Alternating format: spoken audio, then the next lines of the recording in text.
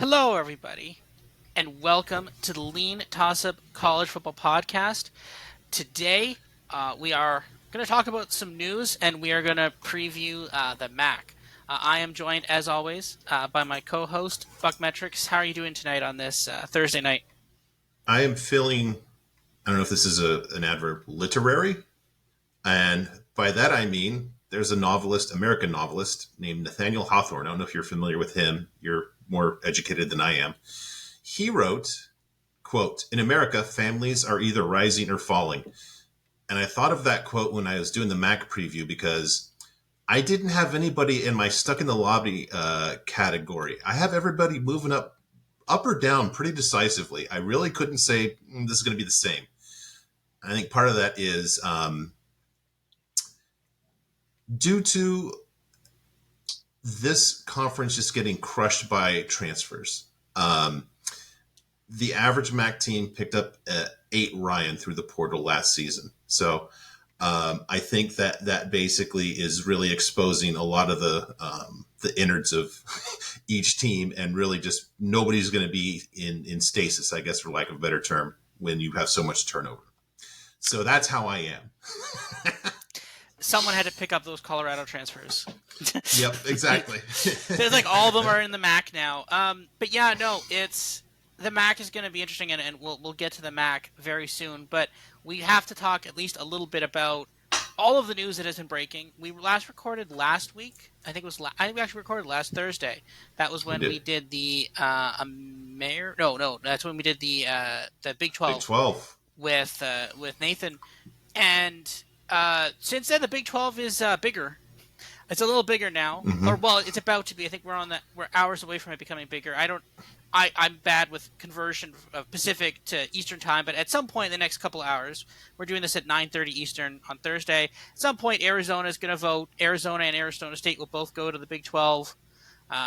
There are now rumors that somehow Washington and Oregon are now going to go to the Big 10. There was rumors of Cal and Stanford going to the Big 10, but those seem to have gone down a bit. Potentially Utah to the Big 12. Just the Pac is, I mean, again, so basically, since we talked last, the Big 12, the Pac-12 media deal was presented, I think, on like Monday or Tuesday of this week. I think it was like Tuesday, and we've not heard any of the details of it. And all we know is that immediately after people presented the deal, literally everybody is trying to leave the conference. So that is not particularly good. I mean, we can't know what the deal specifically says, but I don't think it was a very good deal. I think they're not very happy with that deal. So my question for you right now, and is again, we are both math people here. We joked last time. Oh, we're talking about the Pac 9. What's the expected value of the Pac? Is it like Pac 4.5? Yeah. My over under is 5.5, and boy, I think I'd have to shade it a little towards the under in terms of where the play is going to go. Things are disintegrating quickly here. It's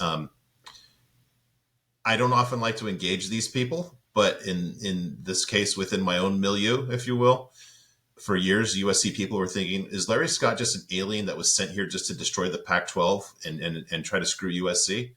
And guess what? They were right. Somehow, the conspiracists got this one right. Larry Scott was just sent here to screw SC and kill the Pac-12. And I guess George K was basically somebody. I actually retweeted this. Somebody said George K's last name might actually be Kevorkian because he's just here to kind of, put an end to what's left of the Pac-12. It is insane how poorly this has been managed. And that now I feel there is a little bit of bad luck here because I feel like they tried to get a new media deal the second ESPN started cutting costs. So that's a little unfortunate. But that being said, though, you should have seen the writing on like the second Texas and Oklahoma left for the SEC. You should have immediately realized, okay, things are changing. We are not a top conference. And you should have immediately said, okay, what would be the equivalent of Texas and Oklahoma leaving our conference? And you should have immediately circled USC and probably UCLA and said, oh, shoot, if they leave, we're going to be unstable. Like, the thing is, and people are now crediting Brett Yormark, and he seems to have outmaneuvered everybody by mostly doing nothing. Honestly, he just kind of sat around for a while added a Yeah. couple of teams, and then some other people said like we want to join. Like he honestly he added some AAC teams, and then other people were like, please let us in. Like that's literally he did not much. Like there was not like it wasn't like people were like, oh, it's this masterful plan. And I mean, he did a good job, but like this wasn't like some sort of Machiavellian strategy. He mostly just did nothing, and then just let the pack implode. And it Yeah. is Well, great. Yeah, go ahead. well, I think with your background in politics, I think what is rule one when your opponent is just destroying himself, don't stop him. Isn't there Yeah, that's one of the that rules one of of the politics is rules? that Yeah. when your opponent is destroying themselves, don't stop them. Yeah. And I think that was kind of the strategy. It's like, wow, look at these guys imploding. What am I going to do? I mean, Run there and put an end to this?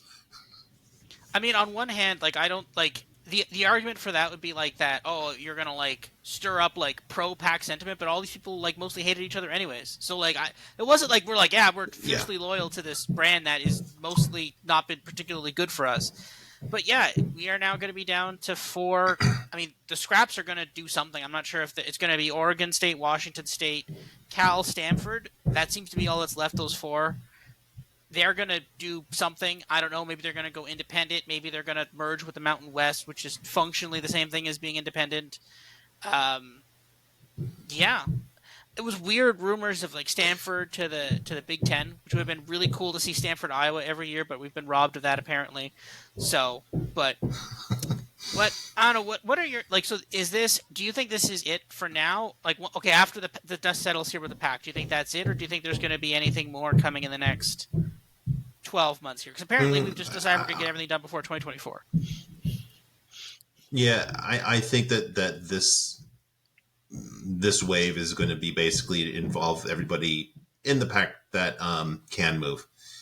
And the thing is, at some point, you're going to get to a point where, well, whoever's left, they're going to own 1/6 of, a brand that has some value, not in comparison to bigger brothers, but compared to the Mountain West, it does. So, they have a bigger share of something that has value compared to, teams that want to join them. So they'll have leverage. They can probably grow and get a bigger chunk of that alleged reported 20 to 25 million per team. By admitting new teams, on the other hand, how excited are they to be streamed for all their games? Mm-hmm. I don't know. They need to hit Control Alt Delete on basically all the leadership. I don't know. As you said, just completely mishandled. I can't imagine this is a plan, but we are where we are. Step 1: our top 2 brands are going to leave. Don't just wait to step 50. It's going to be great. Like that. Like yeah, it's nuts. Like this is, but again, this is what this is now. The college football is very cutthroat, and again, there's supposed to be a president of college football, Charlie Baker, and he's just like, there's no comment on any of this. Just like this is fine. I don't control any of this. I'm just the president of this. I have no impact in this. I love how there's no laws or rules governing any of this. It's great. No. But yeah. Anyways, moving on to the opposite of conference realignment, the MAC. What are honestly one of our favorite conferences? They started MACtion, which was weeknight games, and that has been so popular now that other conferences are trying to pick that up, which is a huge thing. I love that. That's a very positive step forward for this. So yeah, let's talk about this. So, do you want to go first, or do I want to go first for our most interesting teams for the MAC? I'll be greedy and I'll go first here. Okay. My most fascinating team in the MAC, just to keep it completely on brand, is they went 2-10 last season. That would be the Zips of Akron. That was their first season under Joe Moorhead, who they got prior was at Oregon as the offensive coordinator. And on offense, they really showed no improvement from the prior year. They went from a negative 5.0 to a negative 5.2. Their running game was horrible last season. It was actually 5th worst in FBS. And the QB production fell from a team apex of 89 to a team apex of 82 last season. On defense, their defensive rating was a negative 4.3. That actually was a big improvement from the prior year. They were at 11.1 or 11.9 the prior year, so they improved by over 7 points. defensively, their defensive apex was 114th in FBS, so they really had some problems against the pass, big picture. So why do I find them a fascinating team? Well, Moorhead took over a program that was 2-27 versus FBS the prior 3 seasons. And even though year to year there wasn't improvement in the metrics, within the season there was an enormous improvement. After week 4, I had their offensive rating as a negative 10.8. And by the end of the season, it was a negative 5.2. So just within those last 8 weeks of the season, they improved by 5.6, which is enormous, especially for a first-year coach. So, going back to what I like to see from a new coach, I see definite proof of concept on his side of the ball. I love that. The running game, like I said, was horrible, but it was expected. They had a new head coach. The prior head coach was awful on offense. They had zero continuity on the offensive line, so it figured that they were going to struggle to run the ball. What I really love here, in addition to the head coach, is quarterback DJ Irons. I mentioned that their team apex actually took a hit in 22 versus 21. That was dragged down by his injury and absence in early November. His apex from 22 or 21 to 22 actually increased from a 50 to a 90, which is enormous. And I think that's obviously just, having Joe Moorhead there. Last season, if you get a little more specific, his apex against MAC teams, if I threw out the game when he got injured, he was actually the 4th best quarterback in the MAC. So he's right there. And this is what I love, is like this sneaky improvement that's clearly not evident to everybody. He's only had 13 career starts, and 5 of those starts, he's had an apex of 118 or better. So he's got the ceiling. Knew he's going to have those bad games. But we've seen just in 13 career starts at a MAC school, that's the potential is absolutely there. And he's had 4 games where he's running for 50 or more yards too. The defensive improvement was huge last season. It was totally unexpected. Going into last season, only Central Michigan basically had less experience and a lower projected improvement metric. I mentioned that they had a really bad pass defense, but really that was a function of just the absolute best passing teams that they faced. Michigan State, Tennessee, Ohio, Eastern Michigan. That completely skews their stats versus your typical MAC passing attack. And this is not really a good passing conference except for a couple teams. They were actually pretty good. They're definitely respectable. They had 2.3 games of bad luck last season by BuckMetrics measure, and K Ford shows them improving by 1.4 games. From a schedule standpoint, they avoid Toledo from the West, which is enormous because Toledo's, kind of pretty clearly the preseason conference favorite. I really love that if you look at the standings from last season, you've got the top 2, Ohio and Miami. Then you've got these 3 teams, Buffalo, Kent State, and Bowling Green. And those 3 teams are so easily passable. That's just real estate. I can see them making up really, really quickly. I expect that they will easily be better than all 3 of those teams. So the improvement is just there to be had. The win totals are either 3.5 or 4. The over on 3.5 is minus 140, and you get even on the 4. I'm definitely going over here. I love this team. Like I said, I think they'll be in the upper half of their division by season end. I'm thinking they'll probably have like a top 3 quarterback in the conference by season end. And I've got my eye on their September 23rd game at Indiana. Indiana is kind of in a death spiral, and I already have, just based on last year's raw numbers, I have Akron just rated about the same from a strength standpoint. Indiana, you've got a trajectory up here. You've got Indiana trajectory going down. This team is going to be so much fun to watch. I'm definitely taking the over their win total, and this is going to be an offense that I'm going to love watching. Yeah, what is their? Let me call up their win total quickly. But no, I actually completely agree with you on this. I really like this team. Let's see, is it on Bet365? 3.5 or 4, depending on your shop. Yeah, so the over's like you're laying a lot, right? Yeah, minus 160. That's not great. Let me see, maybe a better price at a different book somewhere. But no, I actually completely agree with you. I'm really interested. I'm intrigued by this team. This was near the end of last season. This was one of our favorite teams to talk about. We love this team. We love this team a lot in many in many ways. Like we always were like, oh, this team is good. Like Akron, we love playing Akron against the spread. We did that a Yep. ton of times. I remember that. I definitely remember that. So so no, I absolutely love this team. I think this team is fascinating. Again, team was what I think 2-10 last year. But Two even and in those ten. Yeah. even in those 10 losses, a lot of close ones. Last second loss um, to Buffalo, and I remember last year I had them like, and you could get like there is throughout basically all of last year, you could have them at like massive spreads. Like you're like, oh, Akron plus 28.5, and you're like, okay, well I've got them like one score dogs.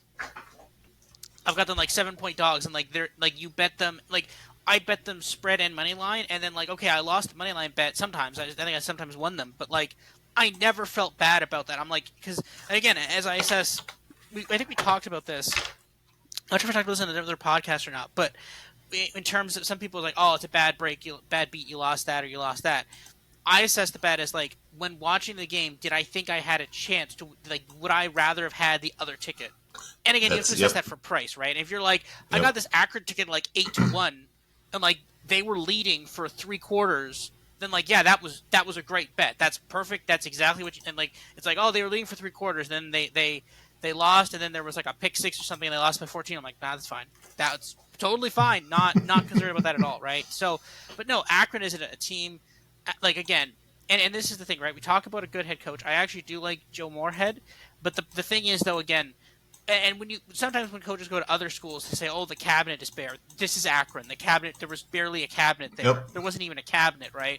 And again, the Yeah. fact that he's already been able to build it back up just in basically a season and even through the back end of the season, give him even more time. I think this team is going to be a very good team in the MAC, and they're going to be here to compete for many more years, I think. So, yeah, I love Akron. Yep. I think they could definitely surprise a lot of people this year, just like they were doing at the end of last year. I'm gonna love. We're gonna love talking about Akron this year for sure. All right, we agree Okay. on that. You Yes. got Ohio. Yeah, I'm gonna go with Ohio. We've got so this is actually a really good team last year, and they actually have a really half decent schedule this year. So I have this team as stairs up again. A large part of the reason for that is Curtis Rourke. I think he's returning. He's like I think one of the oldest starters in college football, if I remember correctly. He's up there. He's one of the older starters in all of college football. Let me just find the schedule. Like I was reading through the schedule for Ohio, and like it's very easy schedule. You've got San Diego State; they can beat them.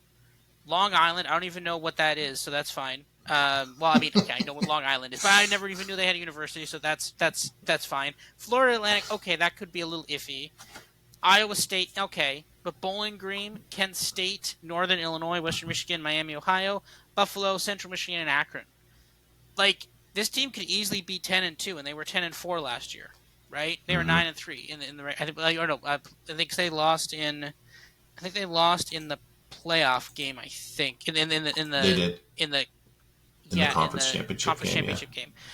So no, I think this team could be very very good. I think this could be a very very good team. They're basically keeping a lot of the pieces from last year, including their quarterback, who was actually pretty good. I like watch out for this team. Like they kept most of the offense, the defense improved. I think this could be a team we like. Again, if they beat San Diego State, maybe if they win against Florida Atlantic, but again that'll be a couple weeks in.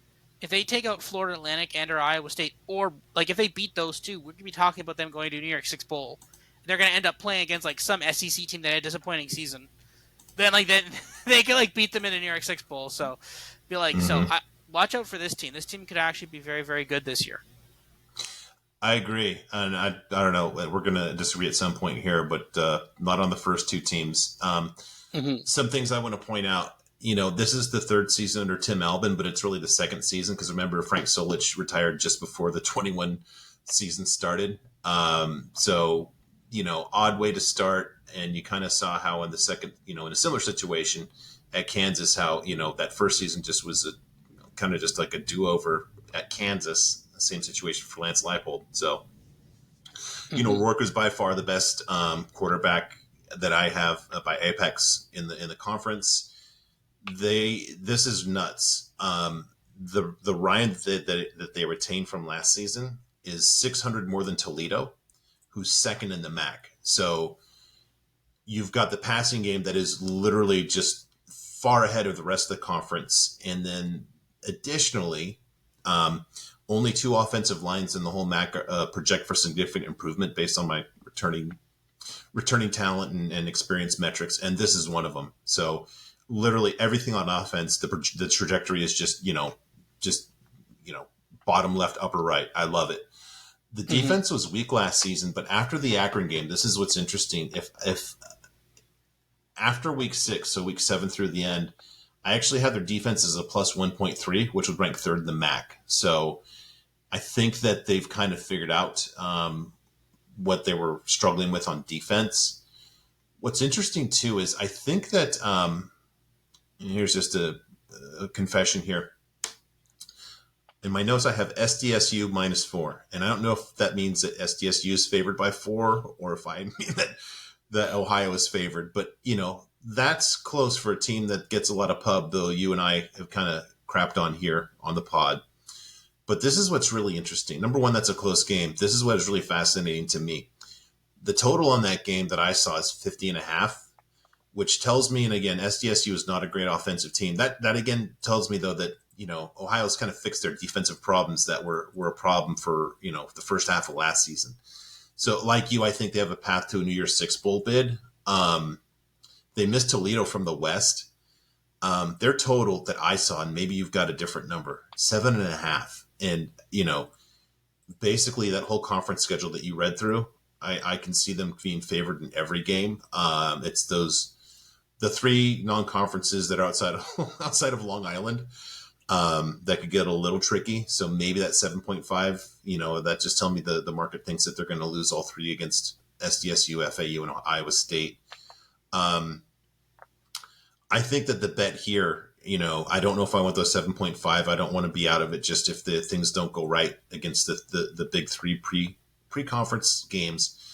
Plus 280 to win the MAC was the latest price that I saw. That sounds like an absolute gift, depending on what you think about Toledo. So I think that's the play I'm going to make here on Ohio. Does that sound generous to you, or does that seem fair?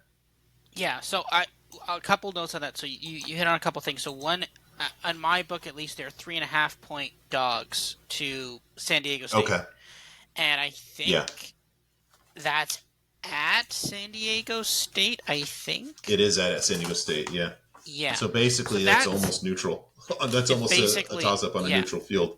And again, we've been very... Like, the thing is, again, people are really high on San Diego State. People want them in the pack. I'm like, I don't think they're that good. Mm-hmm.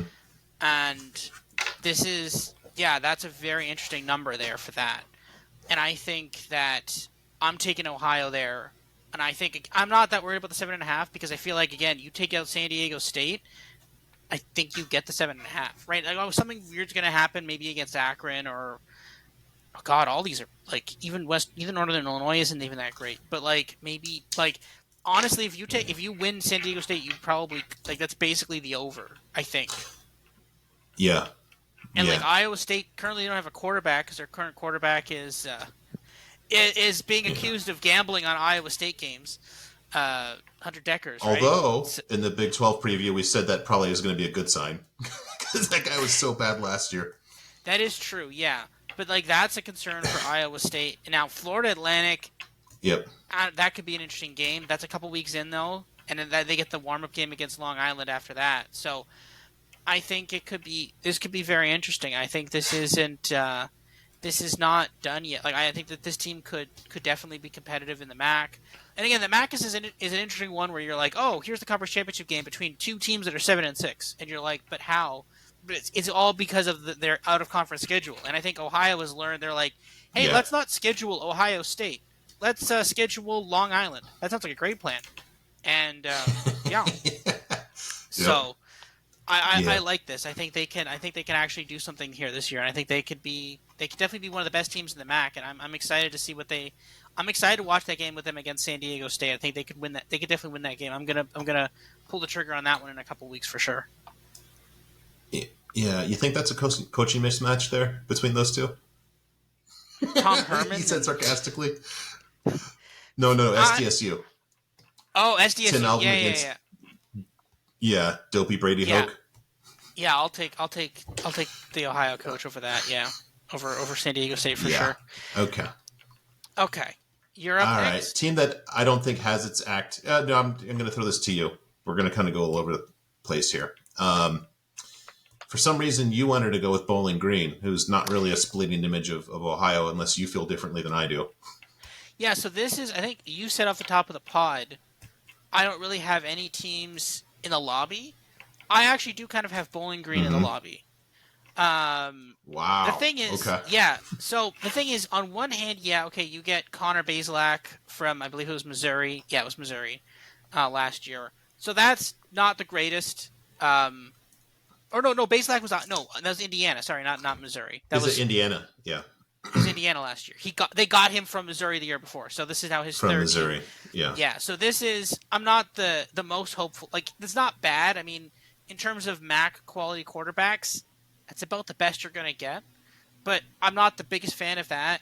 Again, if you look at this team, basically this team like let me find if you read off the records of this team in the last couple of years, you really just kind of see this decline.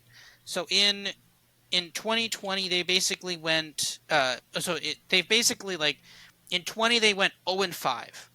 Then they went 4 and 8, 6 and 7, before then a couple of 3 and 9s, and this is all under the same head coach. I kind of feel like this is that the head coach gets fired season. You're trying to bring in a quarterback to try to save your job. It doesn't work.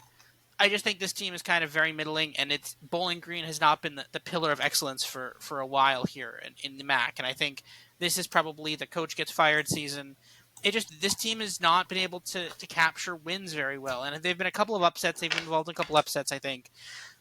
But honestly, I'm not impressed with the quality of this team at this point. I think honestly this is the coach gets fired season. What do you think? Yeah, I don't think he's in trouble because they did they did make a bowl bid. Now it didn't go so well in the bowl. They lost to my guy Jerry Kill. So I don't think he's in trouble. But I feel really strongly that this is an elevator down team. They get Bazelak. I look at what the prior quarterback did. His apex went from 34 to 77 to 82. So, 3 years with this guy and they couldn't get more of an 82. Maybe that's because they couldn't recruit better, but that's a different thing. Bazelak's apex was a 43 at Indiana. So I don't really see, I don't think he'll be a 43 at this level, but I don't see this guy, being anything more than at best an average MAC quarterback. Their defense is average too. Why I think their elevator down is they were extremely lucky, even though the coach Loeffler is one of the few bad luck isn't always luck coaches. Like he just kind of brings bad luck with him. But somehow they had 2 games of good luck last season, which, I'm thinking this has to revert. And more to that point, I dug a little bit deeper on my luck metrics and how that relates to quarterback play. So last season, there were 27 teams with statistically significant good luck. Of those 27 teams, the average apex quarterback was 113. 16 of the 27 at apex of 107.2. Matt McDonald's apex was 82 last season. So what that tells me is this wasn't manufactured luck. USC, for example, was really lucky, but they had a great quarterback. A lot of these teams with luck, it's just a result of having a great quarterback and who can really execute, in the late moments. Nor was it by design. This is just truly like the luckiest of lucky teams that we saw last season. So I'm projecting just two games worse just right off the top because of that. K Ford, he's projecting 1.7 games worse. And when those two factors meet, it gets really scary. I'm expecting not just regression, but violent, dizzying regression from last season. The total is 5 that I saw, and the unders at giving 135. I can't see him covering that. I've got him favored in 2 games, and in 2 or 3 others, I've got them as a field goal or less dog.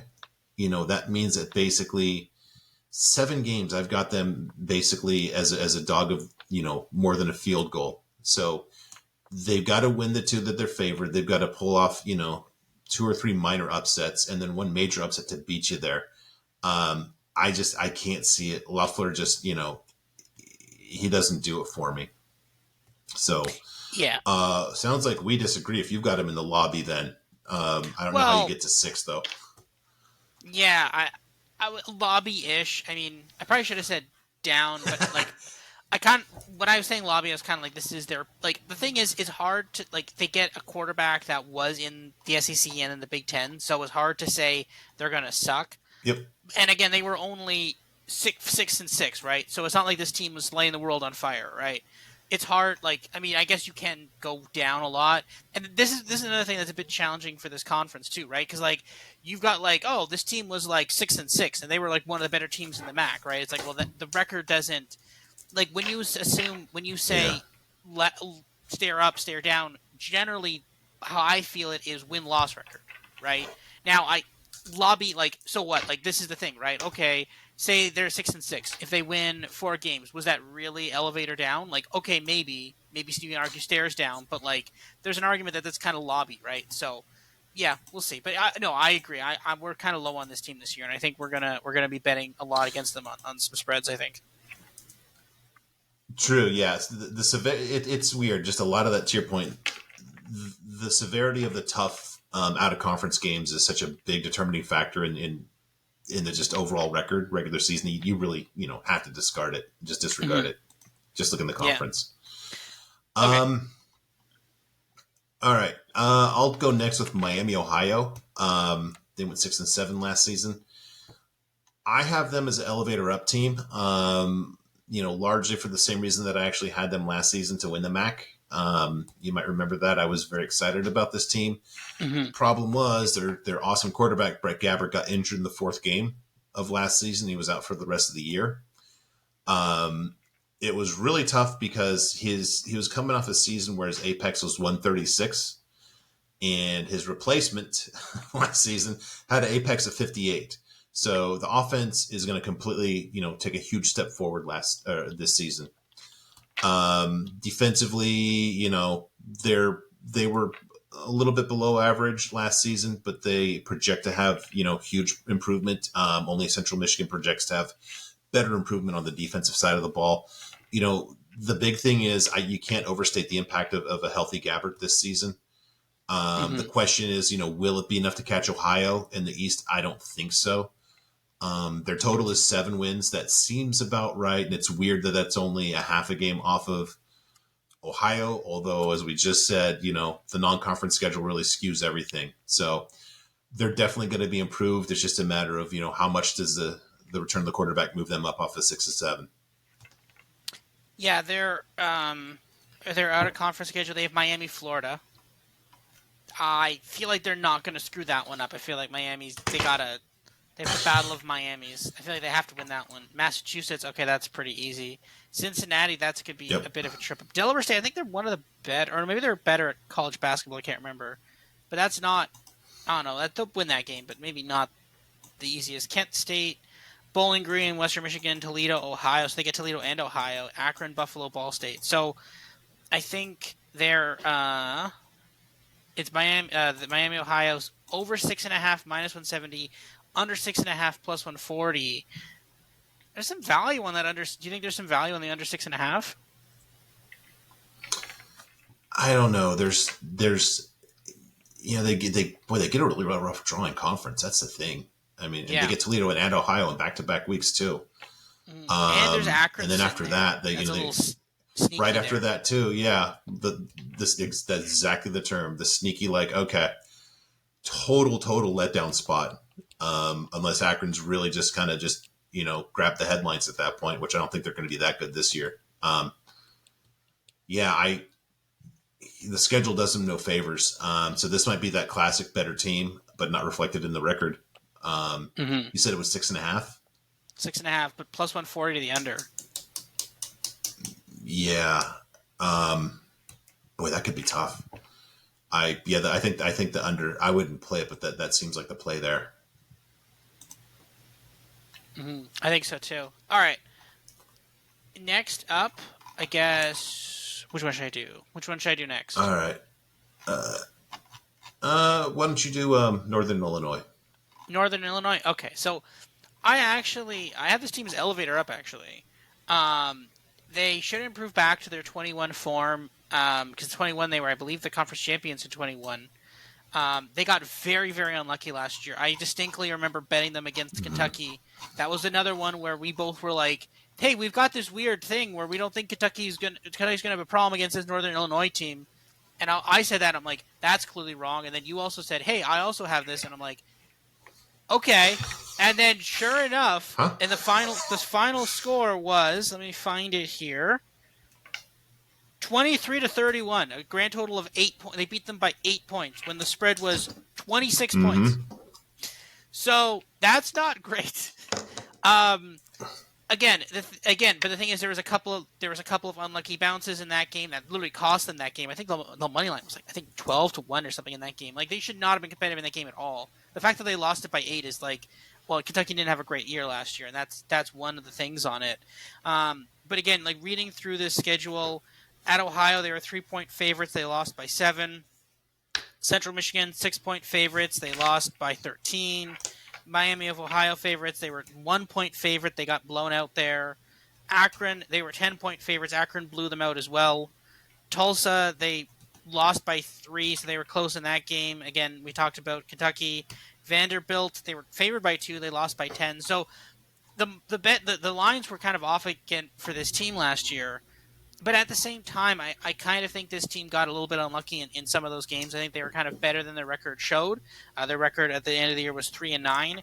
But again, like the year before that, 9-5. And then we could kind of ignore the COVID year where they were 0-6. But this is generally one of the better performing MAC teams. And I think they're going to get back to that form this year. I think they keep their quarterback. So that's always a plus. I think everything else is pretty much the same or slightly improved from last year. And I think this could be a team to watch out for in the MAC in the West. I agree. I agree. Rocky Lombardi, who was really bad at Michigan State, totally found a home here. He was injured. He only started 3 games last season. He had an apex of 135 in 3 starts, which just is unimaginable considering how bad he was at Michigan State. But he's thriving at this level.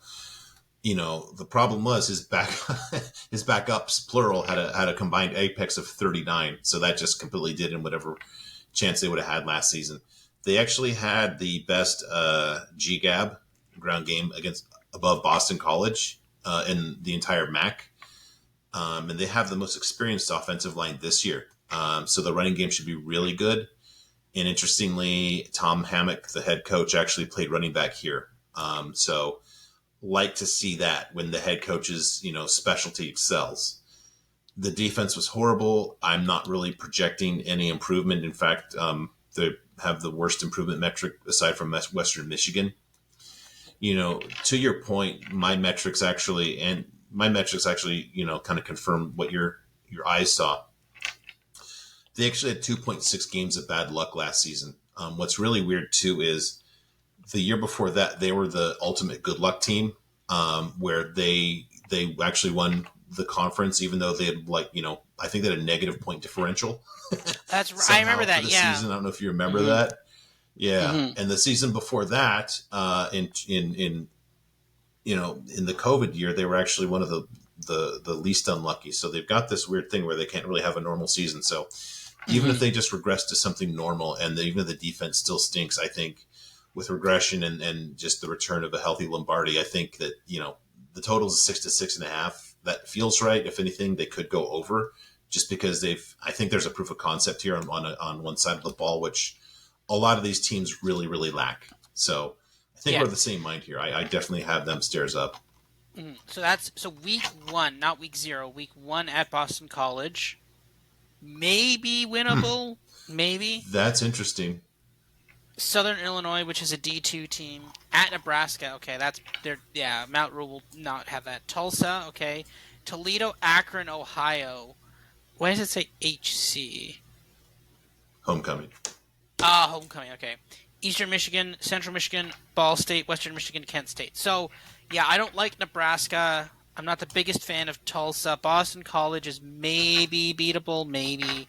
But then again, you got Toledo, Akron, Ohio. Those are three teams that we're not like that plus Nebraska plus Tulsa. That's already up to 5. Yeah. And then again, you're just like anyone. I think it'll be better than last year. Maybe this team makes a bowl, but they're going to need some help to make a bowl. I think they're going to need an upset or two somewhere. And again, like a lot of these MAC games, one of the reasons why it's called MACtion, anything happens in some of these MAC games, right? It's like anything happens and a billion points are scored. So they're fun. But if you're stressing about like they need to win this game or like they need to win this game because they need to win this game for a win total, that's not fun. Just enjoy MACtion. Enjoy the flow of it. You just enjoy it. It's a fun weeknight activity. Just enjoy it. Yeah, I think I might talk myself into just a super small play here, just because if I do go a little more global here, let me pull up my my kind of metrics here. If I'm just going to say globally, what squads have an identity?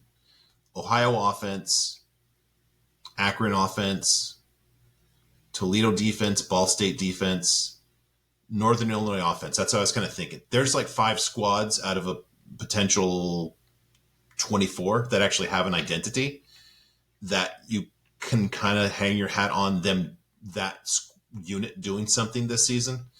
I think that probably gets them over. I don't see them really pulling off upsets that you said concerned you, but I think that they're probably going to handle just the rest kind of with more ease than maybe you're imagining. Maybe. I don't know if it's worth it to play it over, but I can. It's a better bet than some of these other ones. When we talk about another team here, about